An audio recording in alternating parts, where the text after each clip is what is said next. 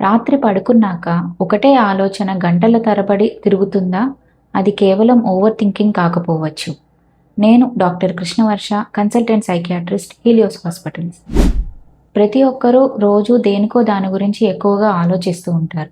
కానీ అదే ఆలోచన మన రోజువారీ జీవితాన్ని ప్రభావితం చేస్తుంది అంటే దాన్ని నిర్లక్ష్యం చేయకండి. ఈ లక్షణాలు ఉంటే జాగ్రత్త. ఒకే విషయం గురించి పదే పదే ఆలోచించడం, ఆలోచనల వల్ల నిద్ర పట్టకపోవటం, చిన్న విషయానికే ఎక్కువగా భయపడటం లేదా టెన్షన్ పడటం, పని లేదా చదువుపై దృష్టి పెట్టలేకపోవడం, ఆలోచనలు ఆపాలని అనుకున్నా ఆపలేకపోవడం. ఇలాంటి పరిస్థితి ఎక్కువ కాలం కొనసాగి మీ జీవితాన్ని లేదా మీ కుటుంబ సభ్యులతో సమతుల్యతని ఇబ్బందికరంగా మార్చుతుంది అంటే దాన్ని నిర్లక్ష్యం చేయకండి. ఇది యాంగ్జైటీ లేదా మరిన్ని ఆరోగ్య సమస్యలకు దారితీసే అవకాశం ఉంది. ఓవర్ థింకింగ్ మీ జీవితాన్ని నియంత్రించనివ్వకండి.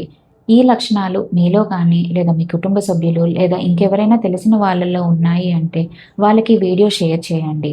మరిన్ని వివరాల కోసం మా హీలియోస్ హాస్పిటల్ పేజ్ని ఫాలో చేయండి.